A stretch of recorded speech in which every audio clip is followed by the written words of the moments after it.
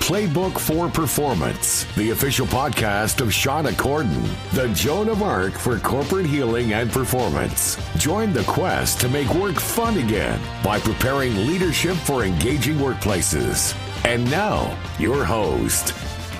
Welcome back to another episode of the Playbook for Performance podcast. I'm Shawna Corden.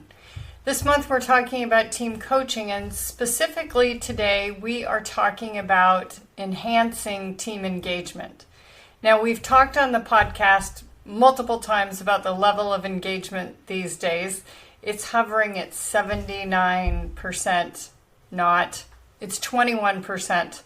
21% of your employees are engaged, roughly 1 out of 5. The other 4 are varying from doing the best they can, but they don't know what to do or how to do it, or they're checked out. So it's a tough situation for leaders, so it pays to invest in engaging your team. Well, how do you engage your team? Well, we're going to talk about that today. So it's really the way to keep your team members motivated, keep them productive, and make sure that they feel satisfied with their job. So what is engagement? How do we define it? Well, when we talk about engagement, we're talking about productivity, profitability, and retention. Are they working on the right tasks that further your organization along? Are they doing it in an efficient way? And do they want to stick around, or are they actively looking for another role? Those are the things that we're talking about. Now, retention is, I think, the most difficult of the three, because a really good organization has like 4 to 6% turnover. Generally, depending on the field, it could be as much as 15, even 30% turnover, which means that you're constantly recruiting, interviewing, hiring, training, and you might go through all of that just to have them leave.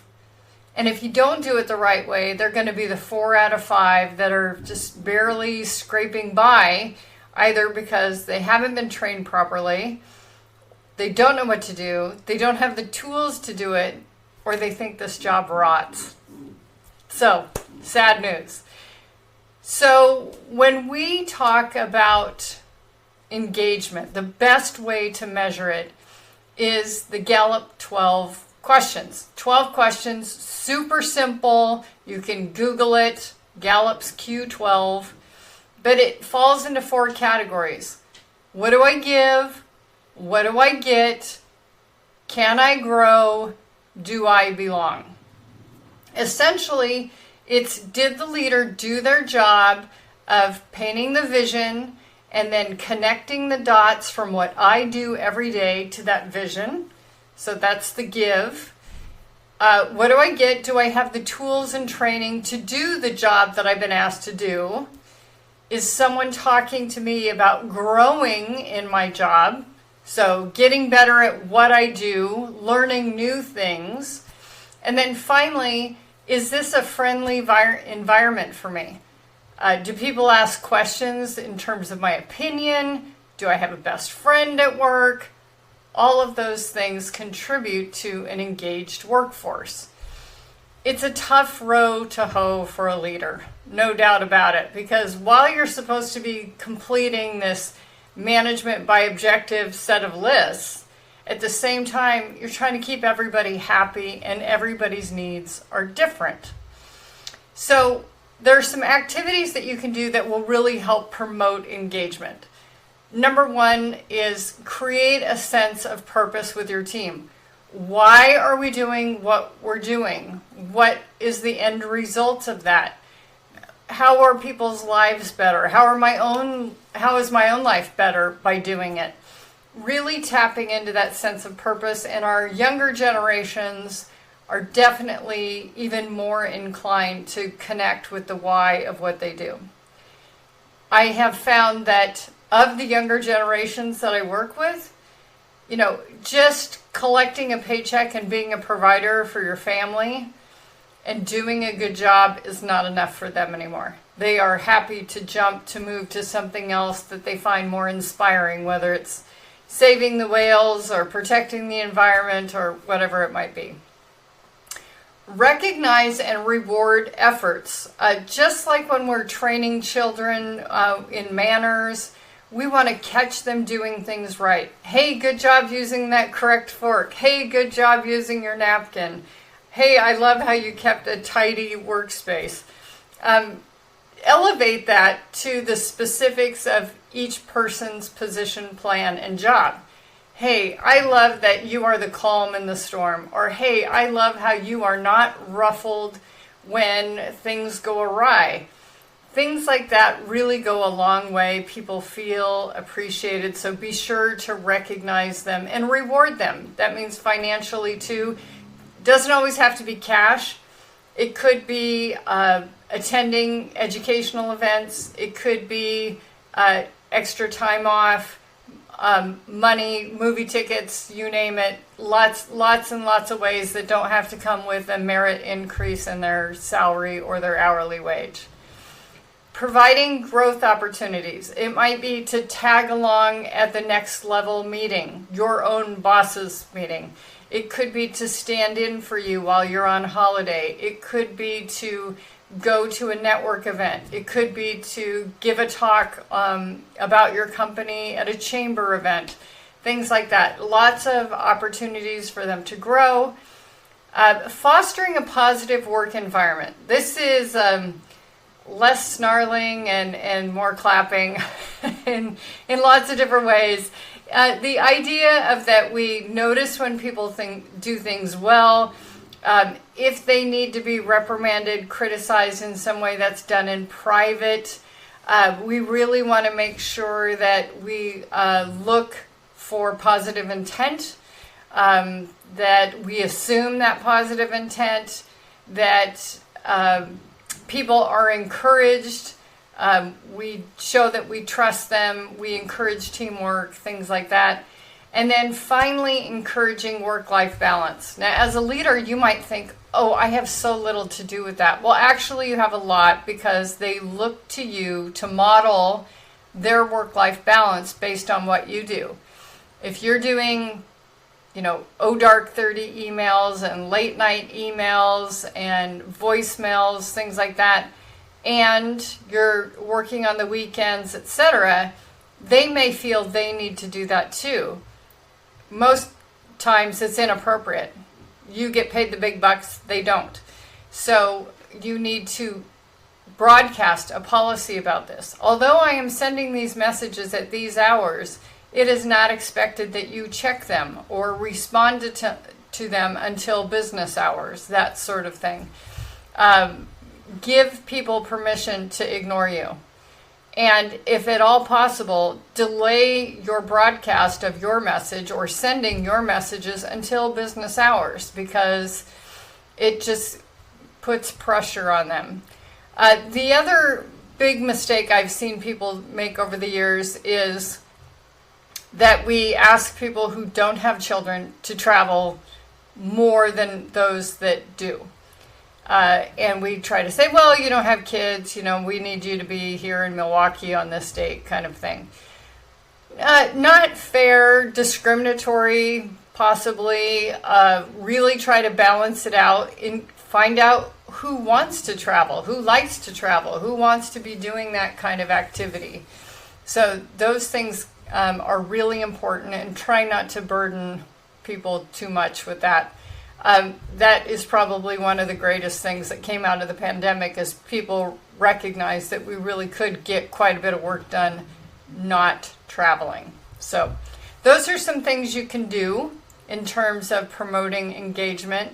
Let's talk about some homework that you could do to really assess where your team is in terms of their current engagement levels. Conduct an anonymous survey. SurveyMonkey is a great tool for this. You can find out the areas of improvement, or you might want to hire a third party to do this.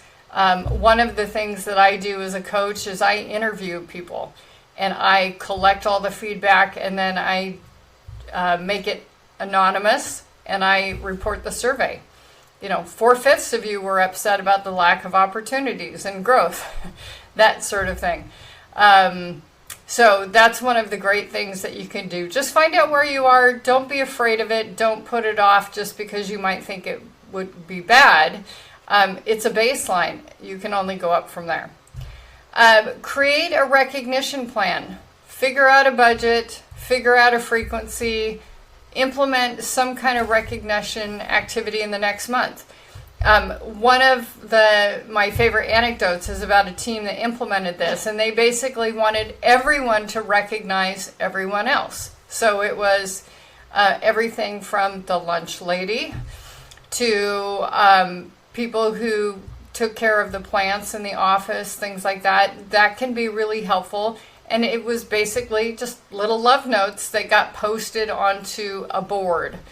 And then a leader took one or two, read them aloud at the beginning of each staff meeting. It made people feel really good. And then if it may have uncovered some things that people didn't recognize that these, quiet helpers in the background were doing that merited an increase. So think about things like that. It could be simple. It could be pizza. It could be lots of things. So just get creative. You can Google all kinds of ideas that are out there. The third area is professional development. Pick a couple of opportunities for your team. Schedule a workshop, a training session. Something as simple as like personal branding or talking about personality styles is really quite uplifting for organizations. They love to take an assessment. They want to know how they can apply it in their everyday work. And that's a solid win because the payoff is immediate. Taking the DISC assessment, finding out how you work best with others, that's a great way to go. Have a feedback session. Figure out what you could do to enhance the environment. It could be everything from Casual Friday, which is pretty popular now, to having a potluck once a month if you meet in the office, or having a day with no Zoom meetings, having certain hours where you don't do any meetings at all just so you can get your work done.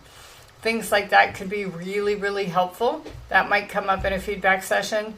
And then finally, work-life balance. Coming back to that topic again of as the leader, you're dictating what people think the expectations are around work-life balance. Encourage people to volunteer, have hobbies, things like that.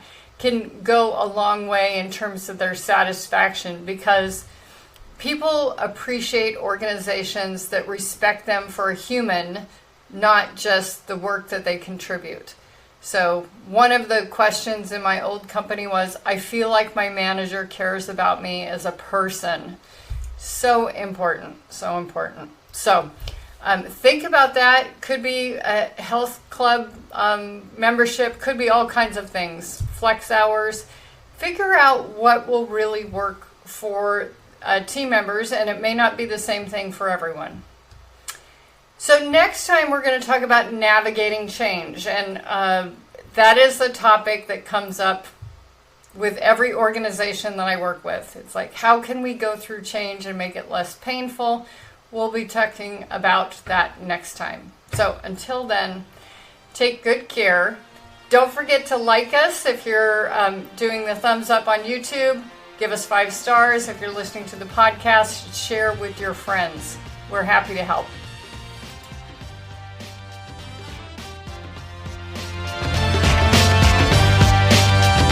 Thank you for listening to Playbook for Performance. To learn more about Shawna Corden, her consulting programs and tools, please visit her website at shawnacorden.com and follow us on social media at Shawna Corden.